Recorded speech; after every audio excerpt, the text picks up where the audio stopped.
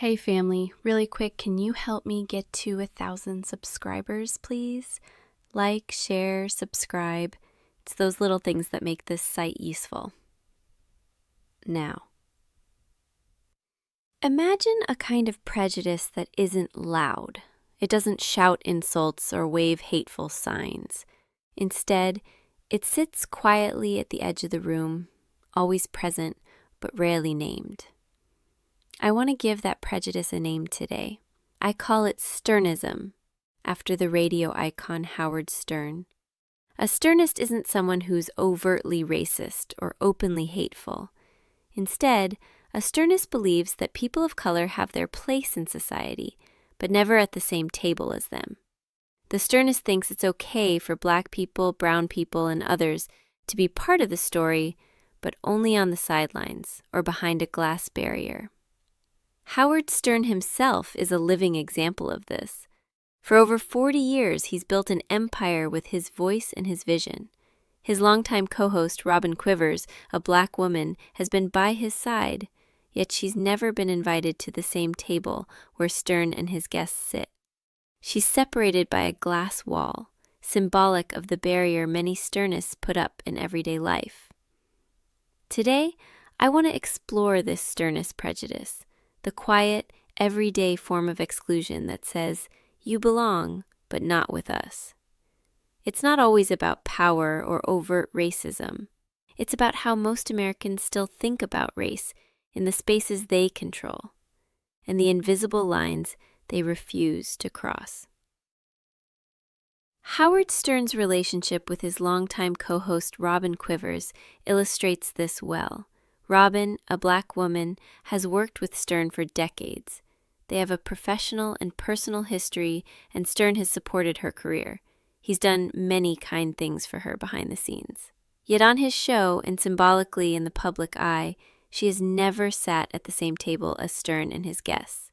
Instead, Robin sits behind a glass barrier, separated physically and symbolically. Stern has had retards and freaks at the same table as him, people from marginalized groups often dismissed or ridiculed by society, but never his own co-host.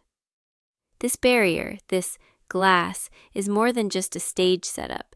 It's a metaphor for a common American prejudice, the idea that people of color have a place, but that place is always off to the side, always a step removed from the center of power, culture, or social acceptance. Most everyday Americans do not carry the power or intent to be openly racist in the overt systemic sense, but many harbor this quieter prejudice, this implicit belief that people of color are valuable only when they serve a function, when they are entertaining, or when called upon to perform a role that benefits the dominant group. They are included, but not truly at the table. They are seen, but not fully seen. Consider the data behind this. Studies on implicit bias show that many white Americans unconsciously associate people of color with negative stereotypes, even if they consciously reject racism. According to a 2020 Pew Research Center survey, 63% of Black adults said they had been discriminated against because of their race or ethnicity, while only 12% of white adults acknowledged that Black people face discrimination. This disconnect highlights the everyday invisibility of prejudice. It's there, even if unspoken. This form of prejudice does not require hatred or malice. It thrives in the assumptions, the norms, and the unchallenged social boundaries that say, you belong, but not with us.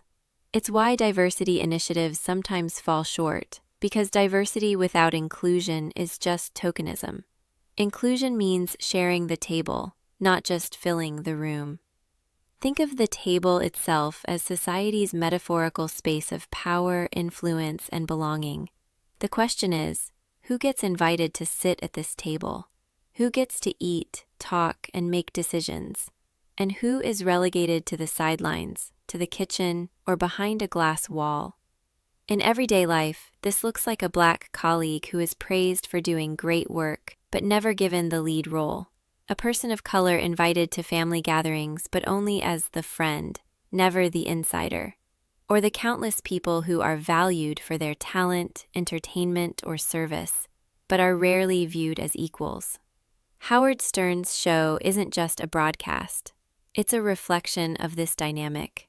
Someone at the center with guests, the spotlight, the power, and someone else always just a bit removed, separated by an invisible barrier. That barrier represents the prejudice many Americans carry, seeing people of color as useful or entertaining, but not as full participants in the social, cultural, and power conversations. This kind of prejudice is difficult to uproot because it's not loud or aggressive. It's subtle and often hidden behind good intentions or claims of color blindness. But it's just as harmful because it keeps people separate and unequal. So what do? We start by acknowledging this everyday prejudice in ourselves and others. We question who is at our tables, who shares our spaces, and who we treat as off to the side. We create spaces where the glass walls come down, where people aren't just seen as useful or entertaining but as equals, true members of the community. To borrow a line from the civil rights movement, an injustice anywhere is a threat to justice everywhere. But in this case, even a silent injustice, the quiet exclusion of people of color from the table, is a threat to our shared humanity and progress. Let's start breaking down those invisible barriers. Not by waiting for sweeping systemic change alone, but by challenging the everyday prejudices we carry and the invisible walls we unconsciously maintain. What are your thoughts? Please comment, like, and subscribe, and Gina. Peace.